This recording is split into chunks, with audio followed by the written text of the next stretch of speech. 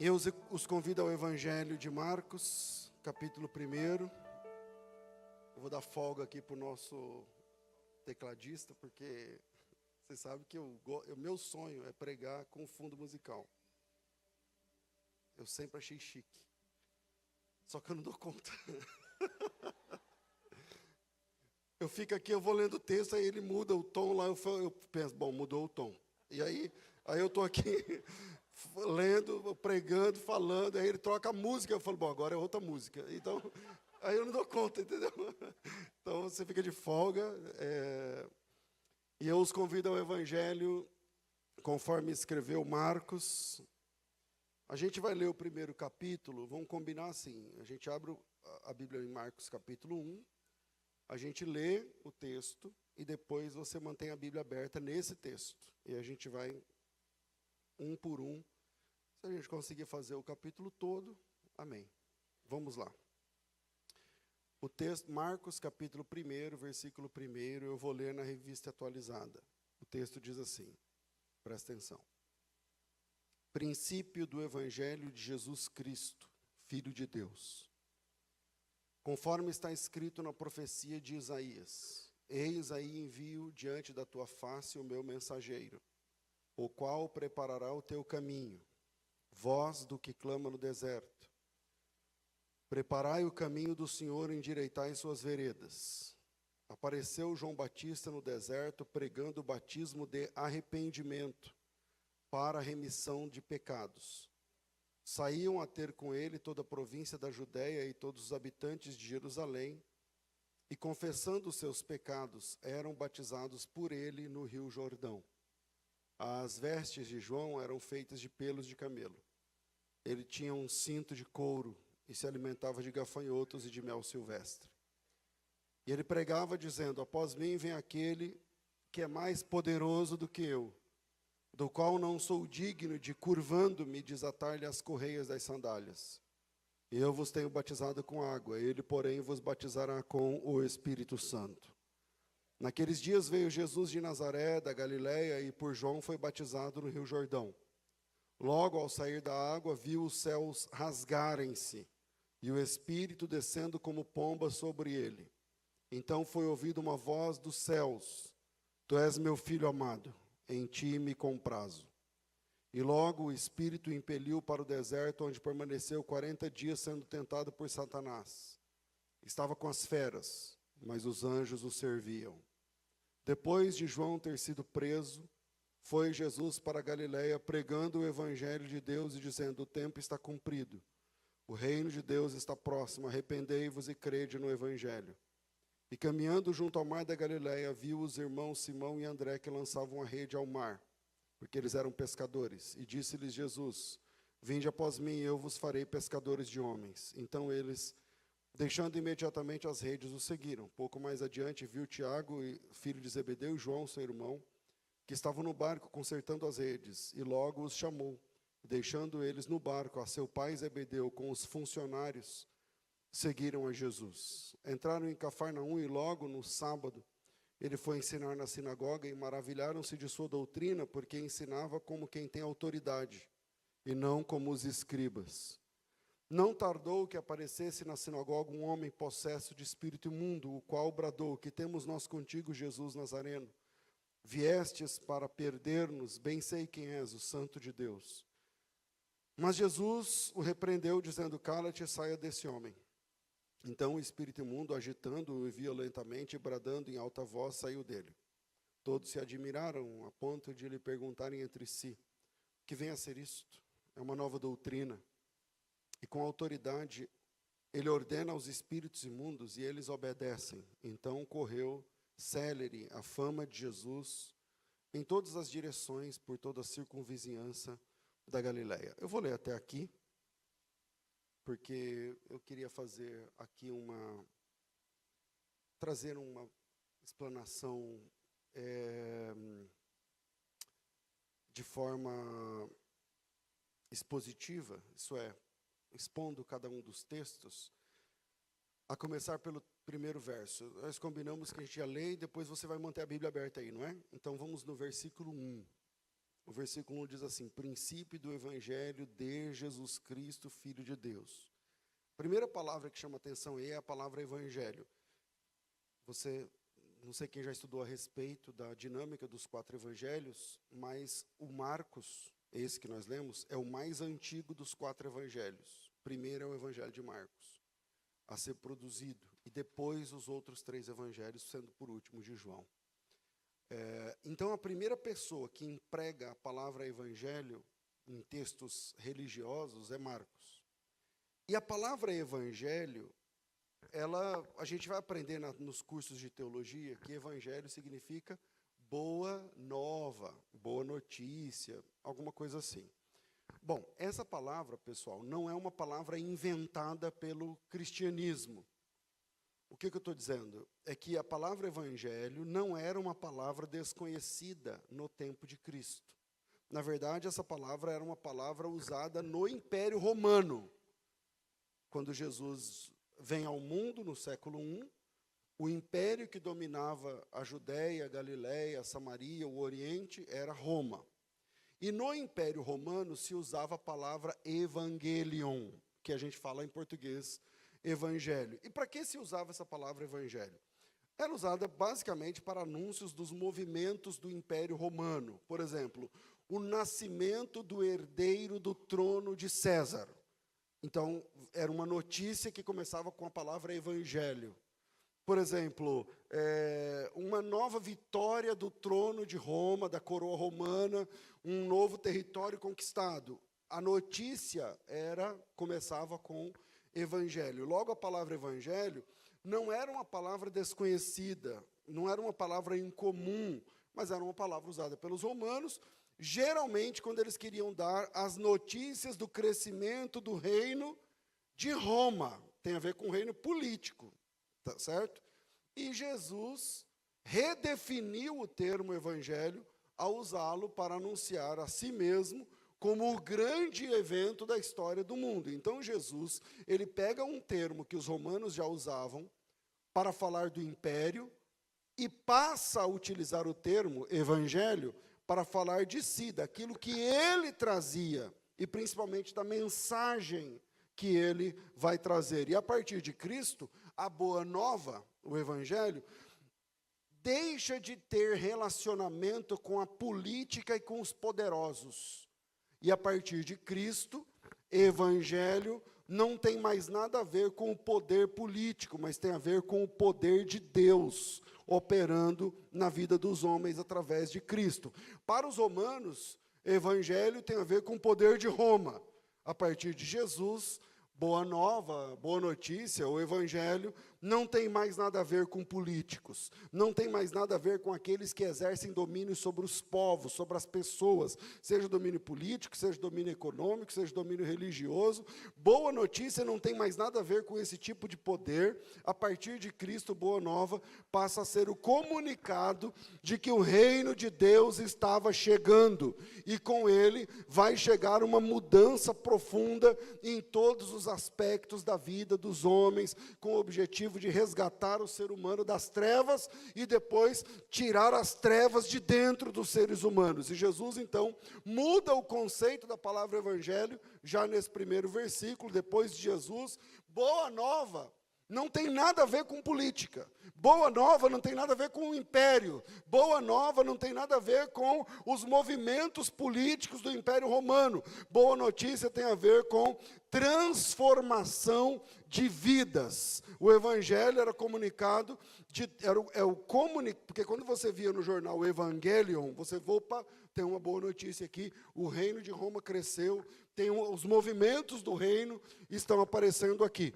Evangelho era o comunicado de todos os atos e práticas e serviço do império, porque o mote do império era pão e circo e tudo mais, e aí Jesus, ele vai redefinir esse termo, baseado no versículo 1. A grande lição que nós temos é que, quando nós falamos evangelho, nós estamos nos opondo aos impérios mundanos, à forma mundana de crescimento, a forma mundana de política, a forma mundana de divertir as pessoas, a forma mundana de alimentar as pessoas, porque esse era o mote do Império Romano. Então, o Evangelho, portanto, é o que resgata o ser humano de fato, é o que presta serviço ao ser humano de verdade, sem nenhum interesse, é o que resgata o perdido, tirando os homens das trevas, e depois, através do discipulado, tirando as trevas dos homens.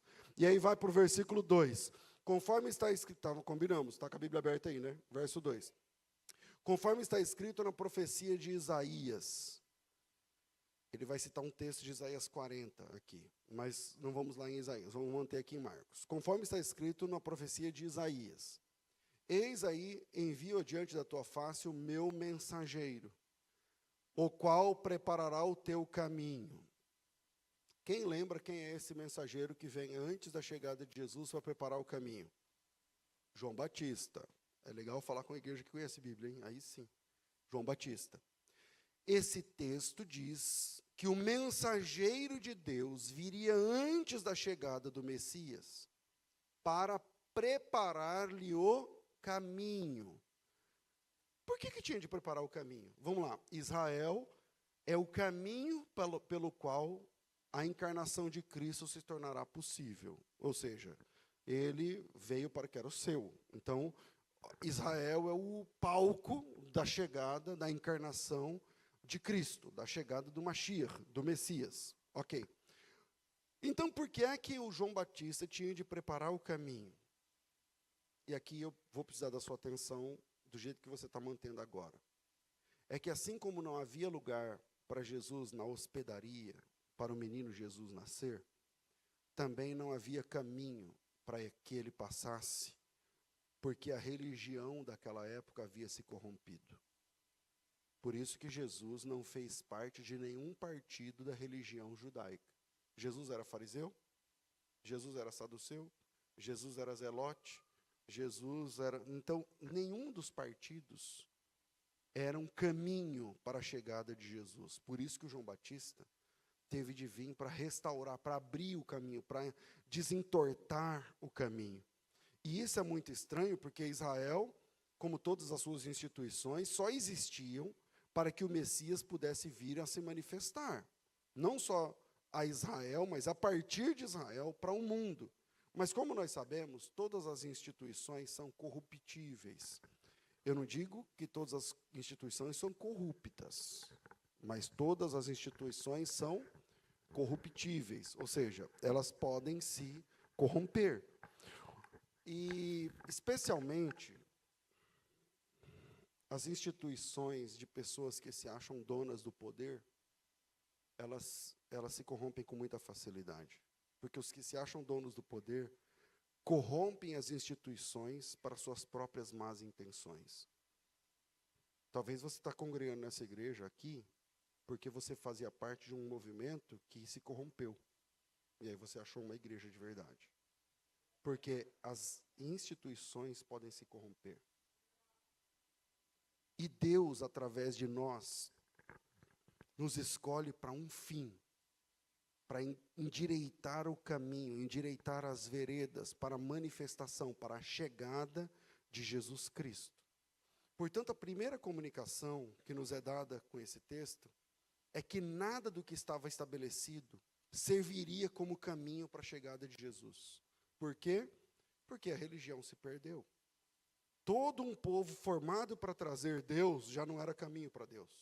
Todo o povo formado para trazer a criança prometida lá em Gênesis 3,15 já não era mais caminho para a chegada e manifestação do Salvador. O caminho para a chegada do Filho de Deus precisava ser outro. Precisava ser endireitado. O caminho da chegada do Filho de Deus precisava ser desempenado, por assim dizer. E a construção do caminho do Filho de Deus implica na desconstrução de tudo que está dado como errado. Então, quando o que está estabelecido não é mais o que devia ser, é preciso desconstruir para depois construir, se é que me faço entender. Israel deveria deixar tudo preparado para a chegada do Messias, mas ele escolheu a corrupção, se corrompeu. Por isso, quando Jesus chega, Israel é um problema e não um apoio. Por isso, quando Jesus chega, Israel é um algoz, um perseguidor. e não alguém que prepara o ministério de Jesus. É por isso que Jesus Cristo é morto pela religião. Quem matou Jesus foram os religiosos. As mãos eram romanas, através dos braços dos soldados romanos, mas, na verdade, Jesus é morto pelos religiosos. Jesus é pendurado numa cruz e é morto entre preces e salmos e canções de libertação. Então, sabemos que Deus não foi pego de surpresa lá em Israel, ele apenas decidiu se manifestar por uma outra construção. Ou seja, Deus abriu mão dos poderosos, Deus abriu mão do poder político, Deus abriu mão do poder religioso, e isso já é uma mensagem para nós, porque tem muita gente que se apega às instituições, porque nasceu lá, porque a mãe era de lá, porque o vô era de lá, porque não sei o quê. Mas se há corrupção, sai, se afaste e procure um caminho melhor, que manifesta a chegada de Jesus Cristo de verdade. Essa é a lição. O caminho de Cristo passa pelo compromisso de Deus para com pobres, para com necessitados. Me tocou muito a emoção do pastor falando do lar das crianças. Eu não entendi direito o que seja, mas parece que é alguma obra social. Então, é disso que a gente está falando quando a gente fala de evangelho. Verso 3. Verso 3. Será que a gente chega no 15? A gente leu até o 15? Voz do que clama no deserto. Preparai o caminho do Senhor, endireitai as suas veredas. Essa voz é de quem mesmo? Vocês estão com medo, né? Tá bom, vamos para o texto. Voz do que clama, diz o verso 3. Não diz voz que clama. Olha aí no texto, a gente combinou. Não diz voz que clama, diz voz do que clama. A gente não precisa ler, mas se você quiser, visita o capítulo 1 de João, versículo 19. Os discípulos não, os fariseus enviam pessoas a João Batista, porque João Batista tinha milhares de pessoas à beira do mar, do Rio Jordão, e a sinagoga e o templo estavam vazios. E aí o pessoal foi lá e falou assim para ele: que é isso? Que movimento é esse? Quem é você? Você é o Elias? Ele disse: não. Você é o profeta? Ele disse: não. Então quem és tu? Ele disse: eu sou a voz do que clama no deserto. Eu sou a voz do que... Quem está clamando no deserto é Deus.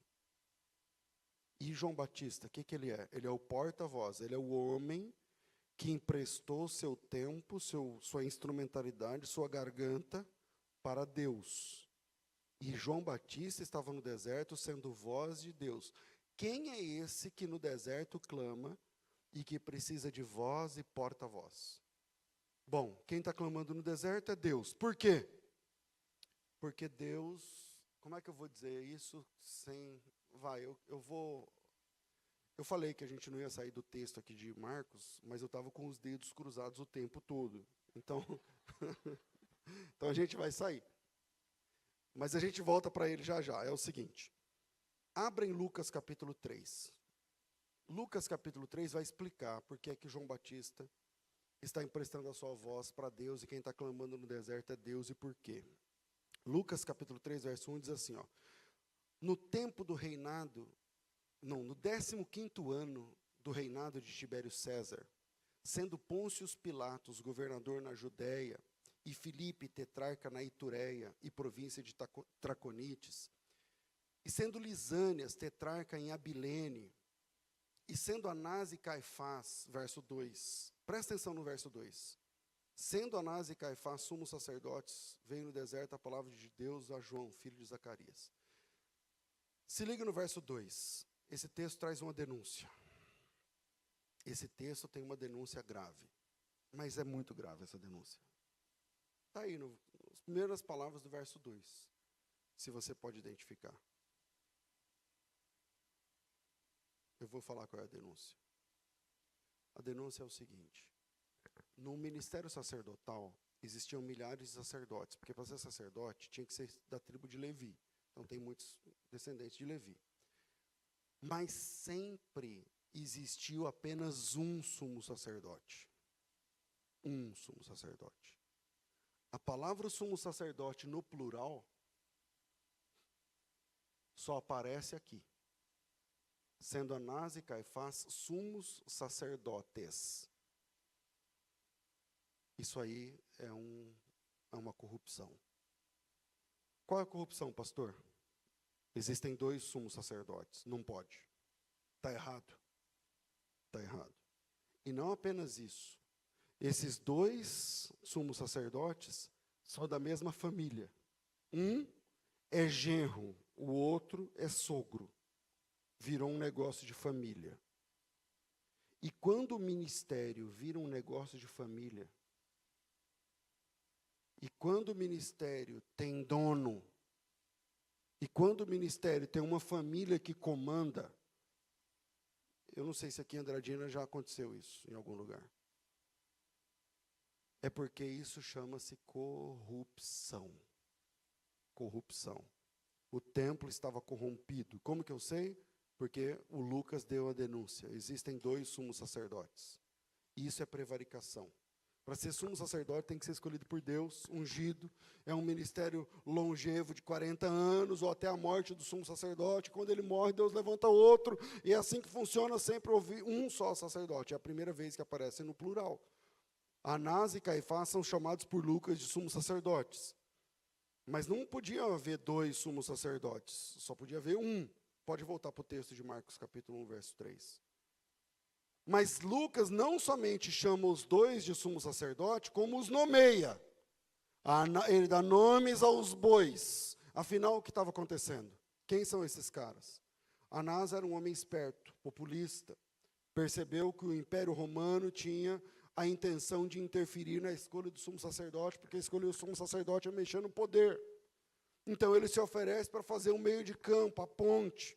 Primeiro ele foi sumo sacerdote, depois cada um dos seus 5 filhos, e finalmente seu genro, Caifás, assumiu o ministério do sumo sacerdócio.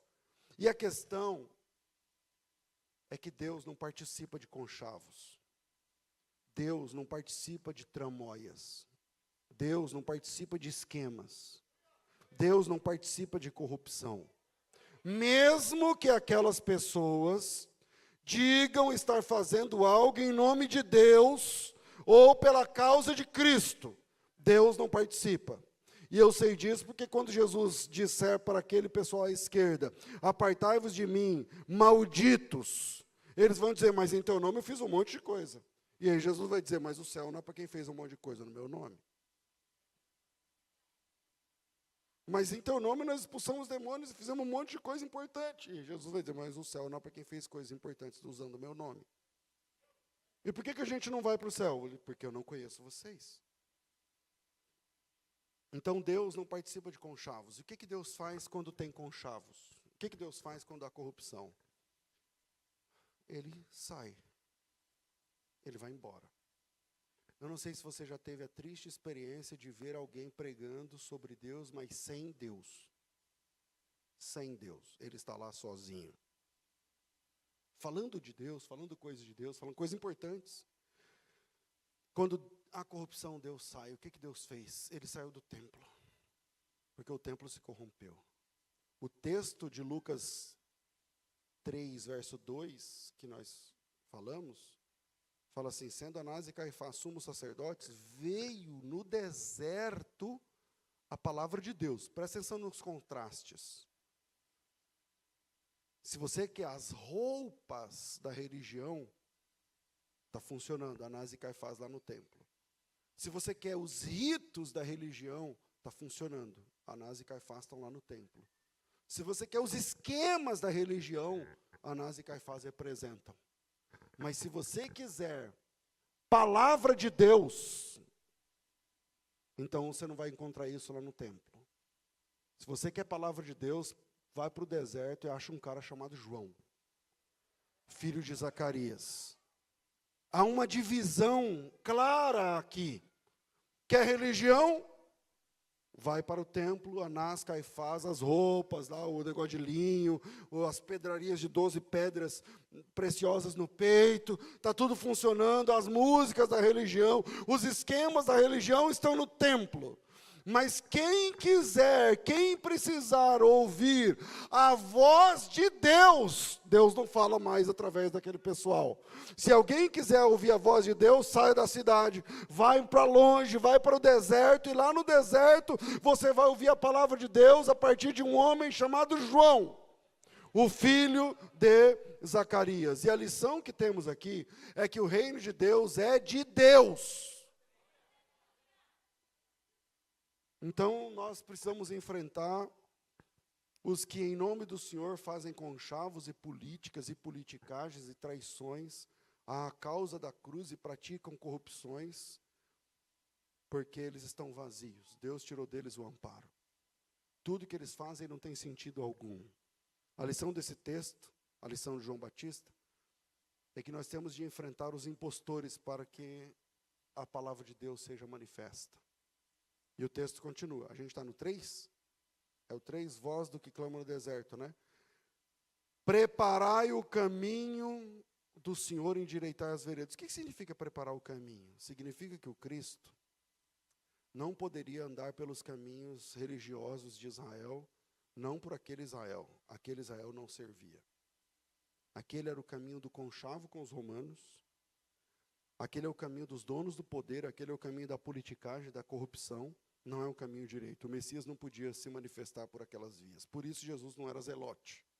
Por isso Jesus, porque os zelotes escolheram a violência contra os invasores. Deus não aprova. Os fariseus escolheram a complacência com os dominadores. Deus não aprova. Os saduceus escolheram a cumplicidade com os opressores. Deus não permite. Os publicanos escolheram servir os tiranos. Deus também não concorda. Os essênios escolheram o caminho da fuga. Foram se esconder nas cavernas. Deus também não aprova.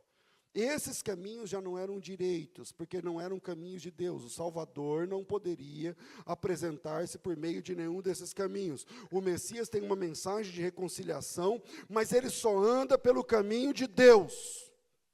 Voz do que clama no deserto, preparai o caminho. A impressão que dá é que o Senhor não quer outro caminho. Ele quer que prepare aquele. Ele insiste que seja pelo meio do povo a quem ele se manifestou. Deus então levanta uma voz, que é João Batista, para endireitar esses caminhos, não para criar outro.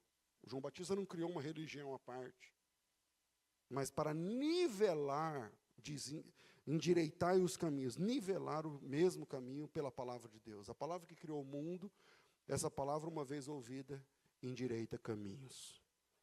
Quem se converteu sabe que isso é uma verdade. Essa palavra endireita caminhos.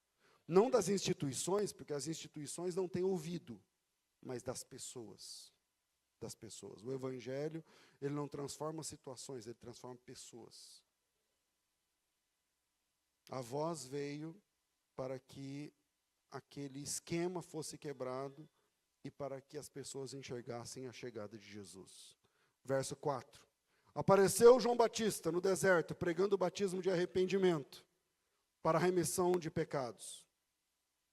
João Batista, pessoal, ele era filho de Zacarias, um sacerdote da ordem de Abias. O nome da mulher dele era Isabel. E como, o nome da mãe dele era Isabel. E como a gente já leu, já quebrou nosso esquema que ia ficar só em Marcos, não sei o quê, mas não era verdade. Então, a gente vai em outro texto de Lucas. Lucas capítulo 1, verso 5. Vamos entender quem é João Batista. João Batista é filho de um casal muito importante. O texto diz assim, existiu no tempo de Herodes um sacerdote chamado Zacarias, da ordem de Abias, cujo nome era Zacarias. E a sua esposa se chamava Isabel e ela era uma das filhas de Arão. Presta bem atenção. Esse versículo é muito importante. Esse versículo mostra que João Batista é filho de um sacerdote da ordem de Abias, portanto levita. Mas a mãe dele era uma das filhas de Arão. Ela era da tribo de Arão, da família de Arão. O que significa ser da família de Arão? Ser da família de Arão, ser da família de Moisés. Arão é irmão de Moisés. Ser da casa de Arão significa ter o sangue de Moisés. E esse é o requisito, não para ser sacerdote. Quem lembra? Para ser sacerdote tem que ser da tribo de Levi. Mas para ser sumo sacerdote tem que ser da tribo de Levi e da casa de Arão. Esse texto está dizendo que João Batista tinha pedigree, não de sacerdote apenas, mas de sumo sacerdote. Fala sumo sacerdote. Então João Batista era filho de Zacarias, um sacerdote, e filho de Isabel. Só que a regra é, filho de sacerdote é sacerdote. Mas ele não era somente, o sangue de João Batista não permitia que ele fosse apenas sacerdote, mas dava-lhe permissão para ser sumo sacerdote, que é aquele que só tem um por época e tal. O João Batista, ele tinha sangue de sumo sacerdote, porque ele é da família da tribo de Levi, mas da casa de Arão. Pastor, então o senhor está dizendo que João Batista era um sumo sacerdote? Eu estou dizendo que ele tem pedigree para isso, eu estou dizendo que ele tem autonomia, sangue para isso, muito mais do que Anás e Caifás, que os nomes deles, inclusive, nem eram judaicos. Só que o João Batista não estava no templo. Por quê? Porque a religião se corrompeu. Ele deveria ser sumo sacerdote, aliás, ele deveria ser o sumo sacerdote, porque a mãe dele lhe dava essa posição, mas como João Batista não participava do esquema, quantas pessoas têm chamado de Deus, mas não têm o reconhecimento das pessoas porque não participam dos esquemas? Esse cara é o João Batista. Esse cara é o João Batista.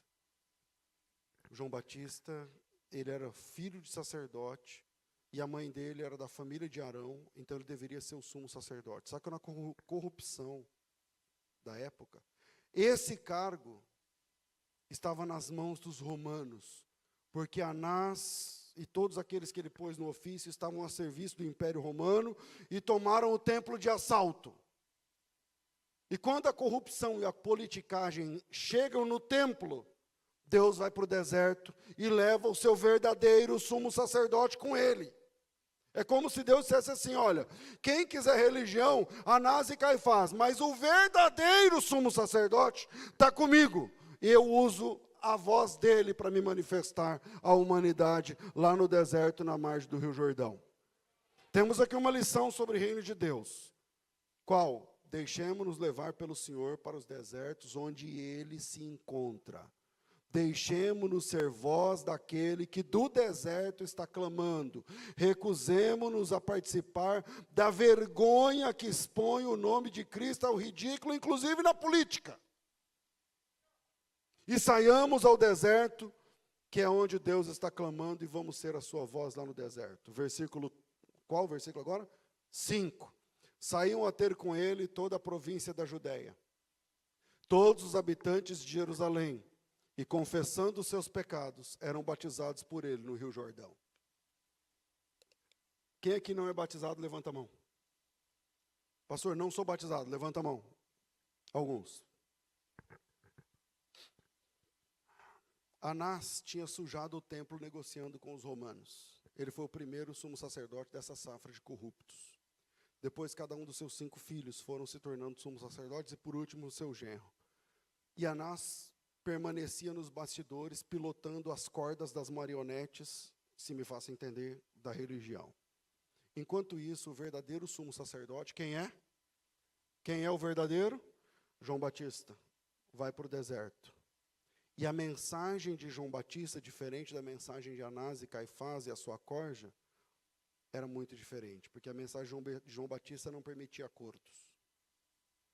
Todos os envolvidos nessa impostura, os protagonistas, os omissos, o que incluía todos os outros, só tinham uma saída ouvindo João Batista: confessar seus pecados e renovar através do batismo seu pacto de obediência com Deus. Todos os que davam ouvidos a João Batista não tinham escolha. Tinham de romper com o templo, romper com o império, romper com o servilismo. Eram lacaios. Tinham de romper com tudo aquilo e se submeter ao batismo. Tinham de romper com a religiosidade com Roma. Estava pronto o caminho para o Cordeiro de Deus se manifestar à humanidade. Está nivelado o caminho para a chegada do Filho de Deus.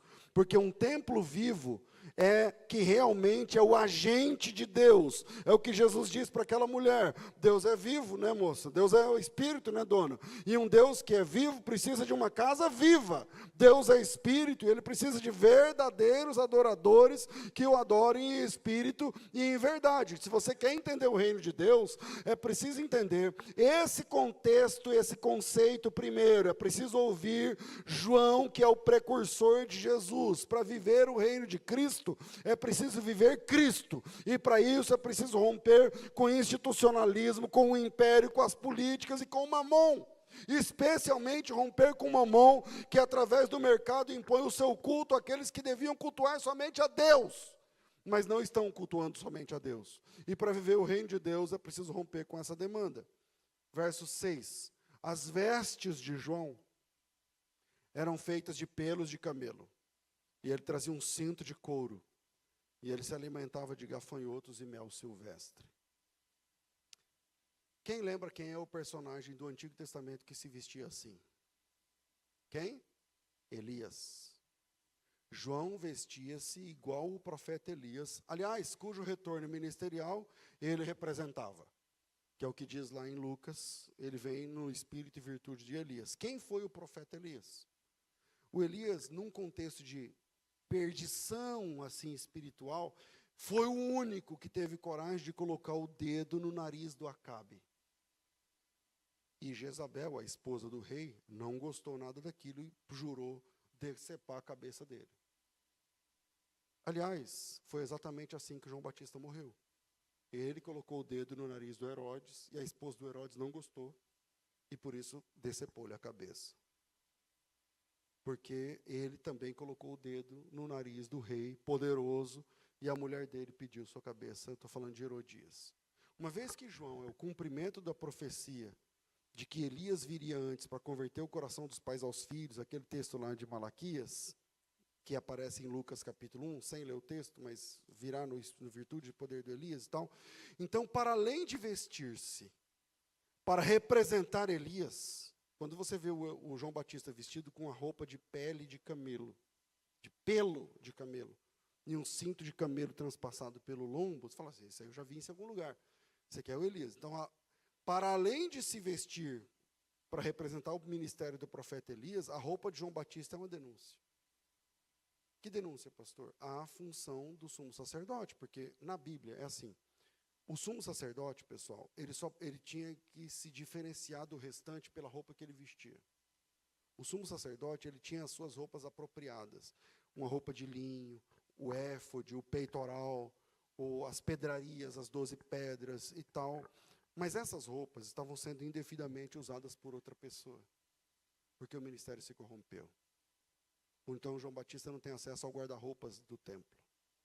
Essas roupas, ele não podia usar. As roupas de linho não podiam ser usadas. Por outro lado, ele não pode se vestir como uma pessoa comum, porque a Bíblia diz que o sumo sacerdote tinha de ser conhecido olhando para ele, para você distinguir ele do resto. É por isso que você vai ver esse homem vestido com roupa de pelo de camelo e que um cinto transpassado pelo lombo, porque ele é o verdadeiro sumo sacerdote de Deus. A Bíblia também diz que o sumo sacerdote não podia comer comida do que era comum. Ele tinha de comer a comida apropriada para os sacerdotes, mas a sua refeição sacerdotal estava sendo usurpada por aqueles que estavam no poder. Ele não tinha acesso à cozinha do templo, ele não tinha acesso à mesa, ele não tinha acesso ao garfo de 3 pontas que, colocado na panela, trazia a porção que era para a vida dele, conforme diz o texto lá no Antigo Testamento. Por isso, você vai encontrar esse homem comendo gafanhotos e mel silvestre, porque ele é o sumo sacerdote de Deus. O profeta veio do deserto, onde provavelmente vivera, protegido pelas comunidades do deserto, e porque, especialmente, aquele que estava clamando no deserto, que era Deus, escolheu aquele como endereço para o ministério, o início do ministério de Jesus Cristo. João nos ensina aqui o caminho do avivamento. O caminho do avivamento não vem com que música que você escuta, que a altura do volume que você ora. Não. O caminho do avivamento começa com a denúncia que obriga o arrependimento. João, antes de denunciar com a palavra, denunciava com o seu estilo de vida. Eis o caminho para pregarmos o reino de Deus. Se o nosso estilo de vida não denuncia o pecado, não denuncia o abuso, não denuncia a adoração a Mamon, então o nosso estilo de vida está conspirando contra Deus. Se o nosso testemunho não denuncia a devoção pagã, não bate de frente com a egolatria, então a nossa vida está atrapalhando o avanço do reino de Cristo. Por isso que João Batista é um farol naquele momento. Versículo, qual? 7.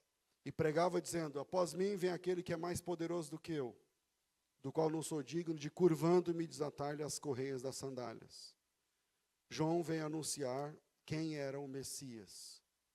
E não apenas, ele veio para preparar o caminho e o povo para recebê-lo. Jesus é o poderoso anunciado por João. Jesus é aquele que faria realidade todas as palavras e profecias de João. A lógica do profeta João era, com Jesus, tudo. Sem Jesus, nada. É por isso que ele diz que ele cresça e que eu diminua. A gente não está pregando revolução por revolução. Estamos anunciando o reino do poderoso Jesus Cristo, aquele que vem transformar coisas e pessoas. No Antigo Testamento tem um sonho que é muito interessante. O capítulo é o 2 e o livro é o Daniel. Não precisa ler. O Nabucodonosor tem um sonho, não consegue... Eu não sei se você já teve um sonho, quando você acorda, você não lembra o sonho. Aí você fica encafifado, pensando, meu Deus, eu tive um sonho, eu não sei o que é o sonho e tal. Nabucodonosor fez isso, teve esse sonho aí. E no outro dia ele não sabia o sonho, mas ele era poderoso. A gente não sabe o sonho, a gente que lute. Acabou. Agora o Nabucodonosor não. Chamou os sábios e disse assim, ó, eu quero saber a interpretação do sonho. Os sábios disseram, então tá bom, conta o sonho que a gente vai falar o que significa o sonho. Eu não sei se você sabe, mas no meio evangélico tem pessoas que acham que interpretam sonhos. Que ficam, o que você sonhou? Com mar é luta. Mar... Eu não sei de onde eles tiram essas coisas, mas tudo bem. E aí eles disseram, conta para nós o sonho. Aí eles disseram o sonho, aí o Nabucodonosor falou, mas eu não sei o sonho, eu esqueci. E aí o pessoal falou, aí fica difícil para a gente, né? Porque, como vai fazer? E aí ele falou, então vamos mandar matar todo mundo. Isso é Daniel 2. E mandou matar todo mundo. E aí chegaram na porta do Daniel, o Daniel não estava sabendo dessa história. E aí ele falou, ó, tem uma ordem aqui de morte para você. E aí ele falou, por quê? E ele disse, conta a história, o rei sonhou um sonho, ninguém sabe, tal, ninguém interpreta, e ele também não lembra o sonho para ajudar. E aí o Daniel falou, então tá bom, então fala para o rei que me dê um tempo, que eu vou orar a Deus, e vou sonhar esse sonho, e depois eu vou interpretar esse sonho. Aí o cara olhou e falou para o rei, o Daniel falou que ele pode saber esse sonho. O rei falou, então vamos esperar.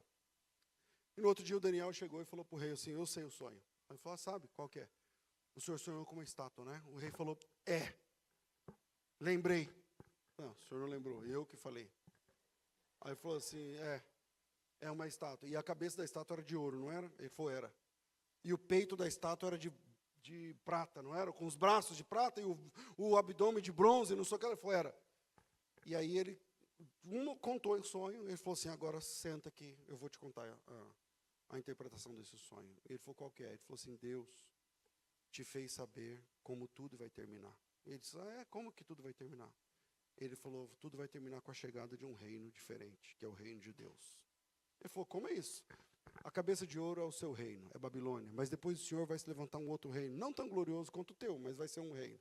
E depois dele vai vir os medos e persas, vai ter outro reino glorioso, mas não tão glorioso quanto o teu. E depois vai vir o Império Grego, e depois o Império Romano, e lá no seu sonho tinha uma pedra, não tinha, que rolava sem ser cortado por mão nenhuma, e batia na estátua. Ele falou, tinha. Ele falou assim, então essa pedra bateu na estátua, moeu a estátua, e começou a crescer, crescer, crescer, e tomou conta de toda a terra.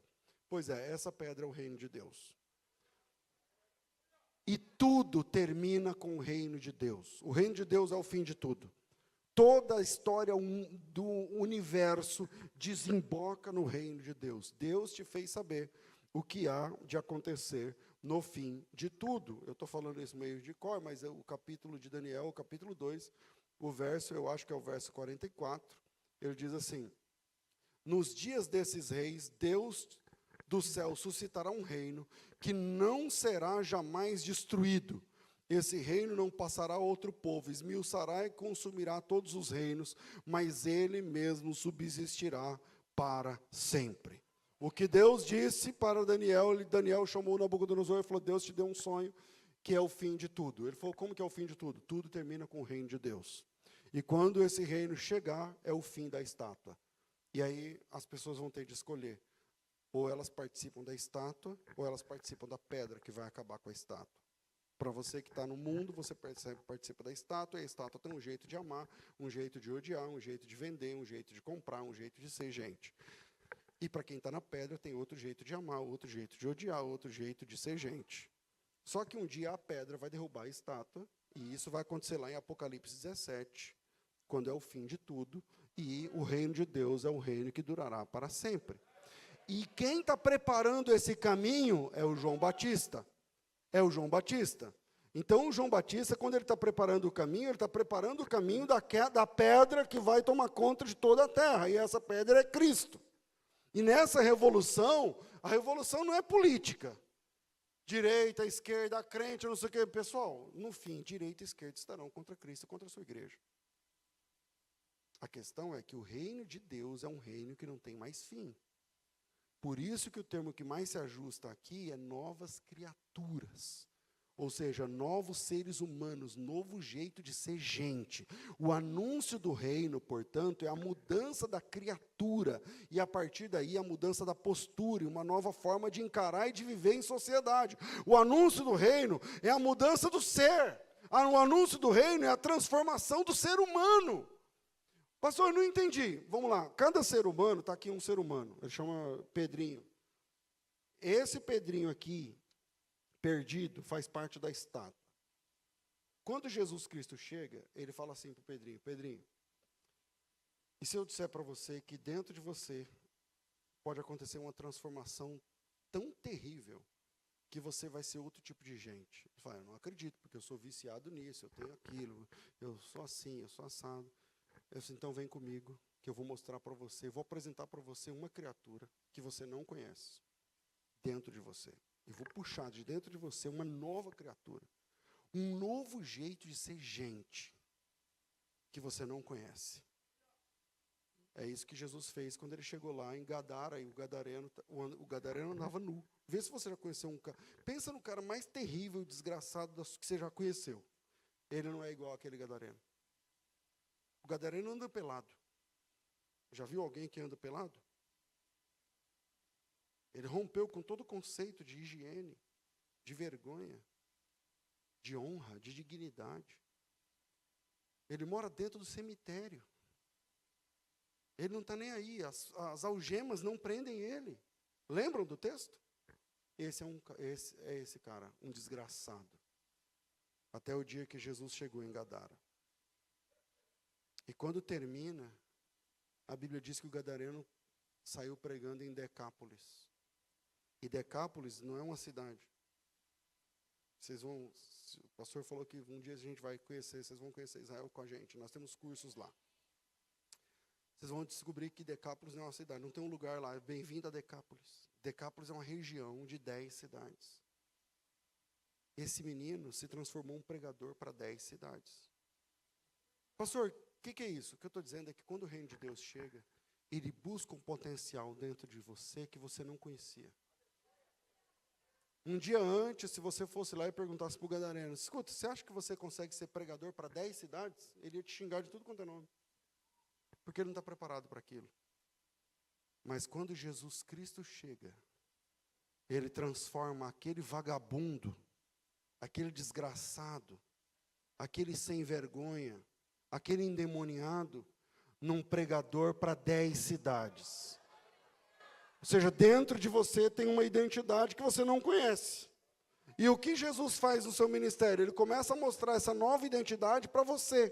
Foi o que ele fez com a mulher samaritana, foi o que ele fez com o gadareno, foi o que ele fez comigo, é o que ele fez na sua vida, é o que ele fez na vida de quem se converteu.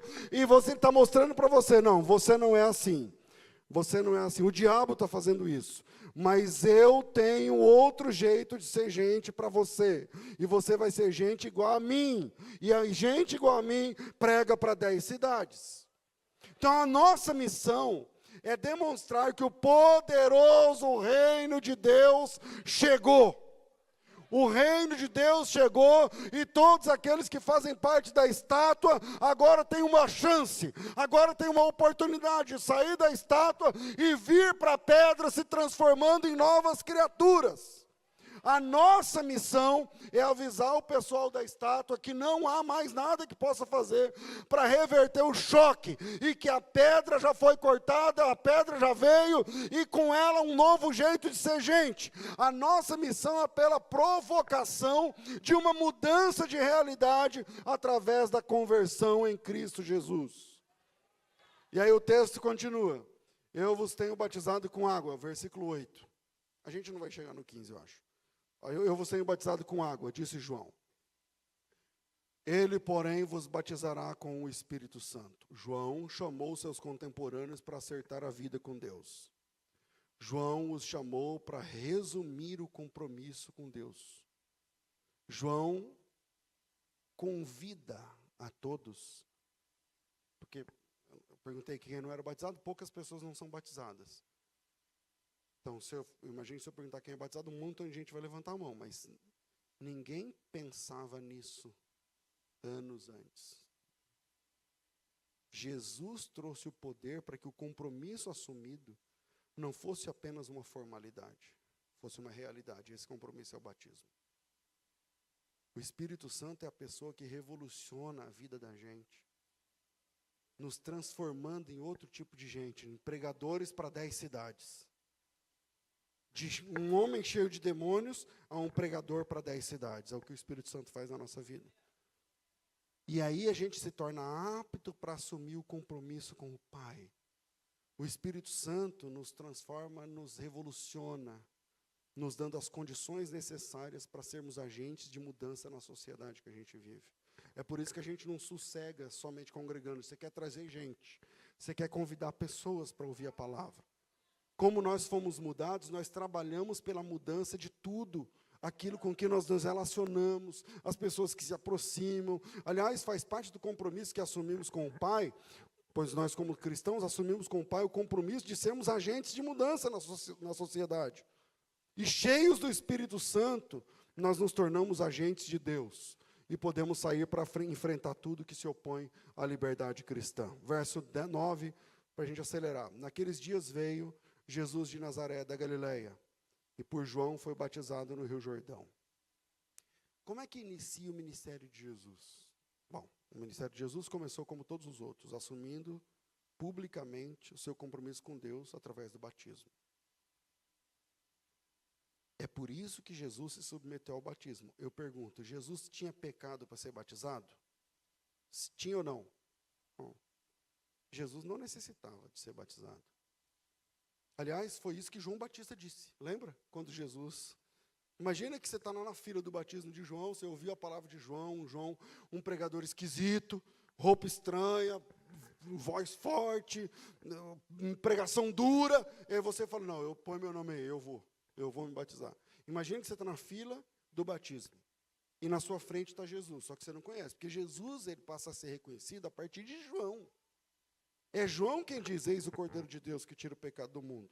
Até então, Jesus é o filho do carpinteiro de Nazaré, não sei o que lá, tem 30 anos. Imagina que você está na fila do batismo e na sua frente está Jesus. E aí Jesus entra na água. E Jesus entra na água. E quando Jesus entra na água, os olhos de João se arregalam. E João fala para Jesus assim, não, peraí, para tudo. É o Senhor que devia me batizar. E não eu batizar o Senhor. Está errado. A ordem está errada. E aí, imagina que você está nessa fila. Você ouve essa frase e você fala assim,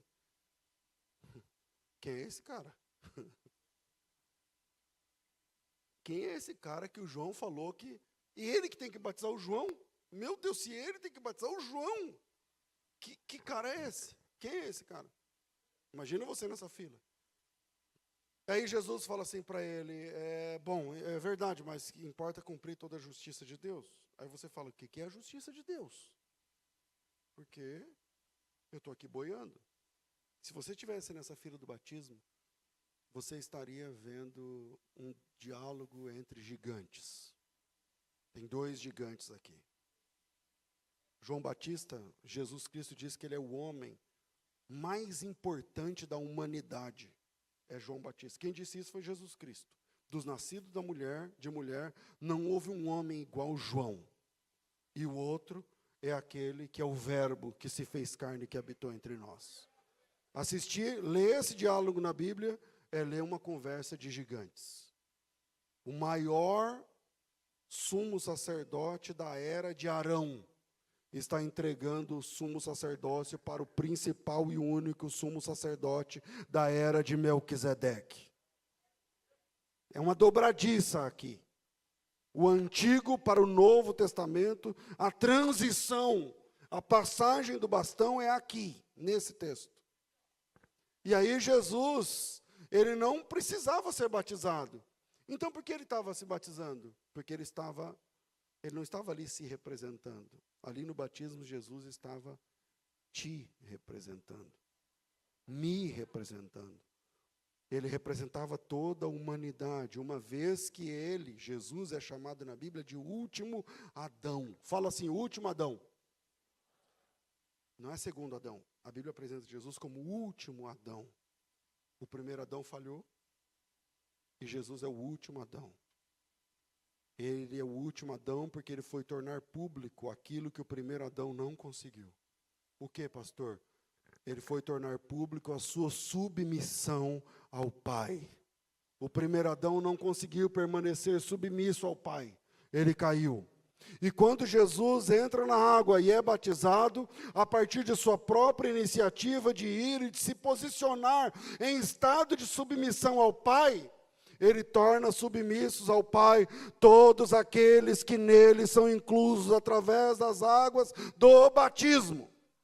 É isso que é o batismo. Só é possível nos entendermos como novas criaturas, submissas ao Pai, a partir da inclusão em Cristo, porque nele estávamos representados, estávamos nele desde a eternidade, porque tudo que se fez e se fará é feito na eternidade. Por isso que a primeira carta de Pedro, capítulo 1, verso 18, diz, porque não foi com prata, nem com ouro, nem com coisas vãs corruptíveis, que fossem resgatados do vosso fútil procedimento que você recebeu dos teus pais, mas com o precioso sangue de Cristo, como de um cordeiro imaculado, morto ainda antes da fundação do mundo, mas manifesto nesses últimos tempos por amor de vós. Estávamos nele desde a eternidade. Mas fomos incluídos na história porque éramos vítimas históricas do primeiro Adão, do desvio do primeiro Adão. Você nasceu pecador por causa da queda de Adão. Todos nós estávamos em Adão. Imagina que essa Bíblia aqui é uma forma de bolo. Se ela cai de quina, o que acontece na quina? O que acontece na quina? Amassa a quina. Joga fora ou dá para usar? Dá para usar. Mas todo bolo que sai dessa forma, sai amassado. Adão é a forma. Adão caiu. Todos que vieram de Adão nasceram pecadores. O homem não é pecador porque peca. Ele peca porque ele nasceu pecador. O homem não se torna pecador como uma evolução da degeneração humana. Ele peca porque ele nasceu assim.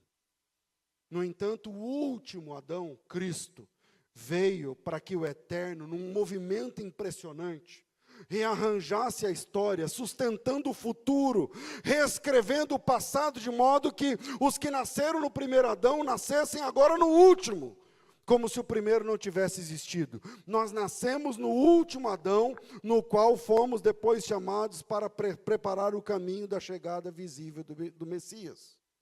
Verso 10.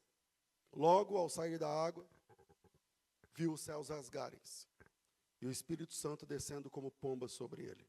Eu tenho mais uns 10 minutos, não é? Pelo que eu percebi. Eu não pretendo passar do horário. Os céus rasgarem-se, ou os céus abrindo-se. Isso é um ato de violência. Passa a impressão de alguém ávido por sair daquilo que o segura. E que na oportunidade que tem, escapa. O que impedia o Espírito Santo de pousar sobre a humanidade para libertá-la e capacitá-la para ser o que ela foi criada para ser? A insubmissão humana. Presta bem atenção. A insubmissão humana é o que separa o homem da identidade nova que Jesus tem para ele. Lembra do gadareno? Cheio de demônios, num quadro. No outro quadro, um pregador para 10 cidades. O que separa um do outro é a insubmissão humana. Jesus, quando em nome da humanidade submete-se ao batismo, tira um impedimento que segurava, mantinha nos céus o Espírito Santo. Quem traz o Espírito Santo para a humanidade é Jesus Cristo. Jesus, naquele momento, tira todo o impedimento e traz o Espírito Santo para a terra de uma forma que ele ainda não tinha vindo. É Jesus quem traz o Espírito Santo para habitar em nós. Pastor, por que o Espírito Santo precisa habitar em nós? Para que cada um de nós possa desempenhar o papel pleno dentro do reino de Deus. Porque você não tem força sozinho, para ser o que Deus preparou para que você seja. É por isso que o Espírito Santo te ajuda. A Bíblia diz que a gente não sabe orar como convém. Lembra do texto? E não sabemos orar como convém, mas o Espírito Santo nos intercede por nós, né? Com gemidos inexprimíveis. Eu sempre achei que é assim com esse negócio. A gente não sabe orar como convém. Você ora e fala assim, Deus, tira a minha vida, eu não aguento mais. Estou cansado, não sei o quê. Eu quero. Aí o Espírito Santo fala assim, está errado, ela aguenta assim. Ela está falando assim porque ela está chateada. Ela está falando assim porque ela está cansada. O Espírito Santo corrige as nossas orações. Porque a gente não sabe nem orar como convém. Deus, eu não aguento mais. Ele aguenta sim, ele aguenta. Ele está falando assim porque está nervoso, porque ele não gostou daquela situação, não sei o quê. O Espírito Santo corrige até mesmo as nossas orações. E quem permitiu que o Espírito Santo chegasse? Jesus. O que foi que Jesus disse na sua primeira pregação pública? Depois do batismo lá em Lucas 4. O Espírito do Senhor Deus está sobre mim, porque me ungiu para evangelizar os pobres, enviou-me para pregar a liberdade aos cativos. Ou seja, assim como após o batismo, Jesus está pronto pela unção do Espírito Santo, para pregar, para deflagrar a libertação da humanidade, nós, sob a unção de Jesus, estamos prontos para sermos agentes de libertação. Você não tem noção de que a pessoa que você vai ver amanhã, que está opressa, está triste, está murcha, está oprimida, está não sei o que lá, e que a palavra que Deus te deu tem poder para libertar aquela vida. Esse é o ponto. Não foi assim que você foi evangelizado? Alguém pregou para você. Alguém falou uma palavra poderosa que mexeu com seus valores, que mexeu com seu brilho, que mexeu com você. E você tem essa palavra aí hoje. E você pode entregar essa palavra amanhã para alguém. 11. Então foi ouvido uma voz do céu. Tu és meu filho amado, em ti me comprazo. De quem é essa voz do céu? Deus. Diferente do primeiro Adão, que rompeu com Deus e entristeceu-lhe o coração, esse, o último Adão, Cristo, é o filho que alegra o Pai. Diferente do primeiro Adão, que foi expulso do paraíso. Lembra quando Adão caiu? Deus pôs ele para fora do paraíso, fechou a porta do paraíso e colocou querubins em volta. Se você não volta para o paraíso, para que você não coma mais da árvore da vida. Diferente do primeiro Adão, que foi expulso do paraíso por ter rompido com Deus, esse Jesus é o filho que se entrega, é o filho que se submete. Esse é o filho que será capaz de abrir aos homens a porta do paraíso. Não é isso que ele diz na cruz? Quando o ladrão se arrepende, ele olha para o ladrão e diz: ainda hoje estarás comigo no paraíso. A partir de Jesus, as portas do paraíso se abrem. E a partir de Adão, as portas do paraíso se fecham. Diferente do primeiro Adão, que não aceita se submeter, esse é o filho que se prontifica. A submissão ao Pai, por amor, irá levá-lo a respeitar a vontade do Pai até o fim, até as últimas consequências. Quando o Pai diz sobre o Filho que este lhe dá alegria, esse é meu filho, nele me comprazo, Ele está falando de Jesus de Nazaré, mas também ele está falando de todos aqueles que em Jesus ou a partir de Jesus se submetem à vontade de Deus pelo batismo com base no seu significado, para se tornarem agentes de transformação da realidade e da sinalização do reino de Deus na sociedade. Esse é o ponto. Você quer alegrar o coração desse Pai? Você quer alegrar o coração desse Deus? Então se submeta. Enxergue em Cristo um modelo. A nova humanidade que surge em Cristo é esse filho que alegra o coração do Pai. É esse filho que fala, esse é meu filho. Eu tenho prazer nele. Será que Deus pode falar isso da sua vida hoje? Esse é meu filho, essa é minha filha, e eu me comprazo nas atitudes dela, no jeito de ser gente dele. Esse filho, é ele em quem Deus se compraz e pode se comprazer. É a humanidade nova, não sei, é aquela nova identidade que brota quando Jesus Cristo chega. É a humanidade que tem como missão servir e cooperar com a implantação do reino de Cristo. E cada membro novo dessa nova humanidade tem essa consciência. Eu quero alegrar o coração de Deus. O que é que eu faço que alegra o coração de Deus? E o que é que eu faço que entristece o coração de Deus? Não precisa fazer curso para saber disso. Você sabe. Você sabe. O mais legal é isso. O filho que agrada o pai é aquele que interfere na história, corrigindo a história à luz do evangelho. Pastor, eu não entendi. Interfere na história? Para você estar aqui sentado ouvindo o evangelho, alguém interferiu na sua história. Alguém chegou e falou assim, não é assim que é gente. Eu vou mostrar para você um novo jeito de ser gente. O jeito do reino de Deus. O jeito da pedra e não da estátua. Vem comigo que eu vou apresentar Cristo para você. O filho que agrada o pai é esse. É esse que se submete. É esse que se submete. E quando Jesus disse isso, na sequência, versículo 12 e 13, senão não acaba, logo o Espírito o impeliu para o deserto, onde permaneceu 40 dias sendo tentado por Satanás, estava com as feras e os anjos o serviam. Esse texto de Marcos resume a tentação em um versículo. Mas a julgar pelo primeiro e o terceiro evangelho, Mateus e Lucas, Jesus foi tentado várias vezes pelo Satanás. E a primeira tentação tem a ver com o pão, lembra? Se tu és filho de Deus, mande que essas pedras se tornem pães. Só que no momento do batismo, o que Jesus tem? A experiência de ter a sua identidade revelada pelo Pai. Quem é Jesus a partir do batismo? Filho amado de Deus. Quem disse isso? Deus. Deus disse assim, ele é meu filho. Esse é meu filho amado. E eu gosto dele. Eu tenho prazer nele. Veja que as tentações do diabo, elas são tentações... Vamos lá, pensa na primeira, dos pães. Se transformar pedra em pão. Jesus jejuou quantos dias? Quantos dias? 40 dias sem comer, sem beber. Olha, você perde, sei lá, 1/3 da sua massa. Jesus estava feio, magro, com fome. Pensa em Satanás chegando. Chega Satanás, dá uma volta, fala, ué, tá feio, hein? Tá ruim esses dias. Tá com fome? Tô, bastante fome. E aí a gente tem a tendência de pensar que a tentação de Satanás é dietética. É sobre comer ou não comer, quebrar ou não quebrar um jejum, ou coisa parecida.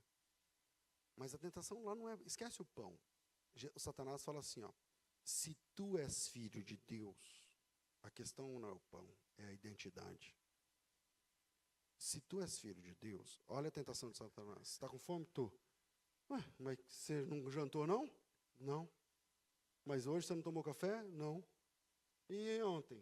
O que você comeu? Não, nada. Não, mas ontem você comeu alguma coisa. Eu também não comi nada anteontem. Tá, essa semana, o que você comeu? Essa semana não comi nada. E a semana passada? Também nada. E na outra? Também nada. Tá ruim, hein? Porque se você é aquilo que você acha que você é, que para mim não é, isso é o Satanás, tá? Se você é filho de Deus, bom, em primeiro lugar, Deus precisava cuidar melhor dos seus filhos, né? Porque um filho de Deus nessa situação não combina. Se você é filho de Deus, cara, tem um texto lá de Deuteronômio que diz que você pode fazer pedra virar pão. E se pedra virar pão, mata a sua fome. Se você é filho de Deus, pedra tem que virar pão. Se você é filho de Deus, sua despensa tem que ter pão. Se você é filho de Deus, veja que a primeira pessoa na Bíblia que fez o link entre se você é filho de Deus, a sua situação tem que ser boa, foi o diabo. Hoje nós ouvimos isso em igrejas evangélicas. Hoje nós ouvimos a mesma fala de Satanás em igrejas. A mesma frase do diabo dita por pastores. Se você é filho de Deus, já ouviram? As coisas têm que funcionar. E qual é a resposta de Jesus na tentação? Jesus diz assim para Satanás: cara, é verdade, eu estou com fome. E é verdade, eu não tenho pão aqui. Mas a minha falta de pão não diz quem eu sou. Eu agora estou com fome. E eu não tenho condição aqui de comer pão. Mas a minha falta de pão não diz nada a meu respeito. Eu não sou filho de Deus porque eu tenho. Eu sou filho de Deus porque Ele disse que eu sou.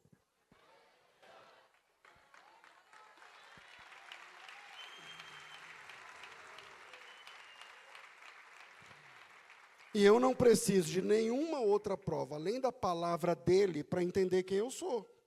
Eu sou quem ele disse que eu sou. E eu não preciso de pão para entender isso. Ah, mas se você é filho de Deus, então os anjos têm que cuidar. Salta daqui, porque os anjos, ele dará ordem aos anjos. Eu falei, não preciso, eu entendo que ele pode fazer isso. Mas eu não preciso ver anjo nenhum para entender quem eu sou. A minha identidade não depende da minha realidade.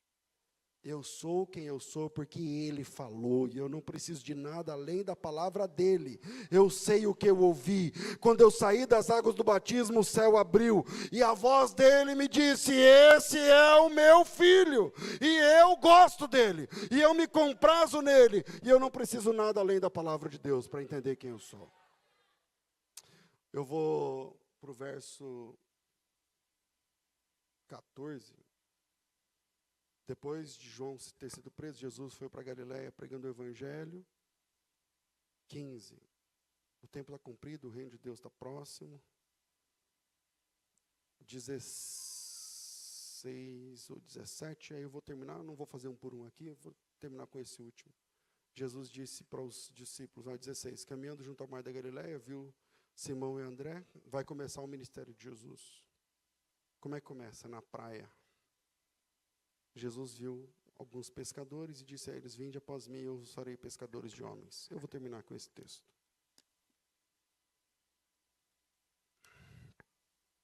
A gente acha que pescar homens, na nossa cabeça, tem a ver com convidar pessoas para ir ao culto.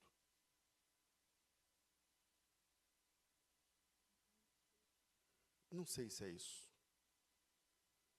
A gente acha que pescar homens, o mar é o mundo, essa é a nossa cabeça evangélica, o mar é o mundo, os peixes que a gente tem que pescar estão lá no mar, que é o mundo, a igreja é o barco.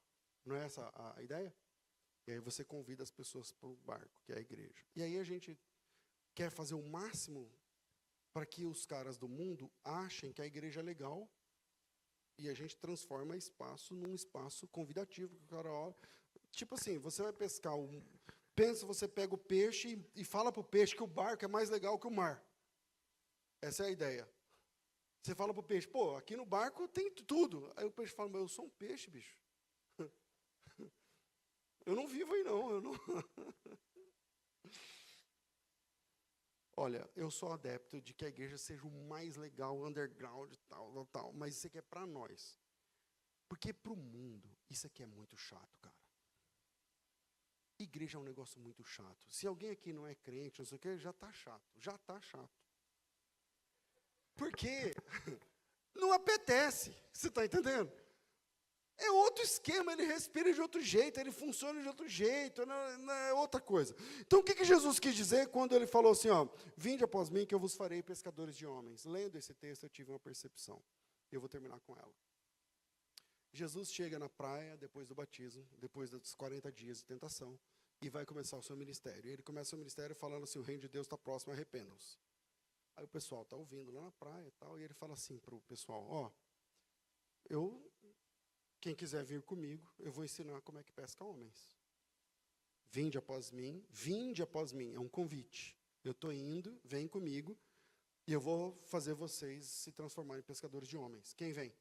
Bom, só 2 levantaram a mão, Pedro e João. Ou melhor, Pedro e André. E na sequência, mais 2, Tiago e João. Então, Jesus tem 4 alunos que aceitaram o convite de aprender como é que se pesca homens. Deu para entender? Jesus falou, quem quer aprender a pescar homens, põe o dedo aqui, que já vai fechar. Aí, Pedro, Tiago, João e André colocaram o dedo. Deu para entender? Aí ele falou, então vem comigo, eu vou ensinar como é que pesca homens. E o que Jesus faz? A gente leu no começo, talvez você não vai lembrar. Ele sai dali com 4 alunos, com o compromisso de ensinar a eles como é que se pesca homens. O que ele faz? Ele entra numa sinagoga, cara. Que é o verso 21. Entraram numa sinagoga, e era um sábado, esse dia. E Jesus começou a dar uma aula, uma palestra, um seminário, um curso, sei lá. E os 4 estão lá, bom, viemos aqui para aprender a pescar homem, o que esse cara vai fazer? Não sei. E nisso que Jesus estava falando, no verso 23, a Bíblia diz que entrou um homem endemoniado. É o primeiro que ele vai pescar. Entrou um homem endemoniado. Quem já viu uma pessoa endemoniada? Levanta a mão. É bonito? É horrível. Dá vergonha, alheia. É feio. Um homem cheio de demônios tem a possibilidade de ser um bom pai? Um homem cheio de demônios não é um bom marido. Um homem cheio de demônios não é um bom patrão. Um homem cheio de demônios não é bom em nada. É um páreo da sociedade. Quando ele abre a boca é para machucar. Jesus tinha combinado, falou, quem quer aprender a pescar homens, põe o dedo aqui, veio os 4. E eles foram. E Jesus não deu uma aula para eles como é que funciona. Ele entrou na sinagoga, começou a pregar, entrou um endemoniado. Quando o endemoniado entrou, é como se Jesus virasse para os 4. Cadê os 4 alunos? Está aqui. Estão vendo esse homem cheio de demônios? Estamos. Esse cara pode ser bom em alguma coisa? Não. O que vocês acham que esse cara é? Socialmente falando, com todo respeito, socialmente, é um lixo social. É um lixo social. Vocês também acham que é um lixo? É. E se eu disser para vocês que eu posso enfiar a mão dentro desse lixo e buscar de lá de dentro um homem e pescar um homem do jeito que a Bíblia diz que ele tem de ser, o que é que vocês me dizem? Como que o senhor pode fazer isso? Como que o senhor pode desse lixo pescar um homem? E ele disse, a luta que é espiritual. Quer ver? E ele volta-se para o homem e diz para os espíritos imundos, saiam!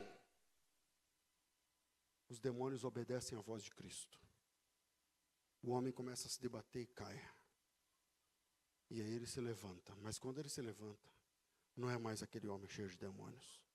É aquela nova criatura que eu falei para vocês. Um novo homem, um novo ser, uma nova criatura, um homem digno. Porque os demônios foram embora, porque a voz de Jesus entrou no ouvido e no coração dele. E quando a voz de Jesus entra no ouvido e entra no coração, isso transforma a nossa identidade. Transforma o nosso jeito de ser gente.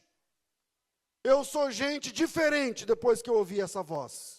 Você é gente diferente depois que essa voz entrou no teu ouvido e entrou no teu coração. Por quê? Porque você foi pescado por Jesus. Essa é a essência de pescar um homem. É quando os demônios saem e quando a mão de Deus entra no lixo e busca e restaura e resgata um homem e coloca esse homem, tira do charco de lodo e coloca na rocha. Lembra da pedra? É a pedra contra a estátua. E agora ele está com os pés firmes na pedra. E agora esse homem é uma nova criatura. É uma nova identidade. E essa nova identidade, que começa no dia que você ouve a voz, ela não termina porque você vira pastor. Esse ciclo de transformação não acaba. Só vai terminar no último dia.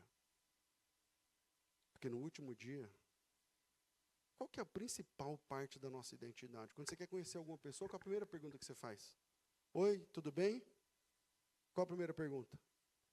Qual o seu nome? Você sabe o seu nome? Não.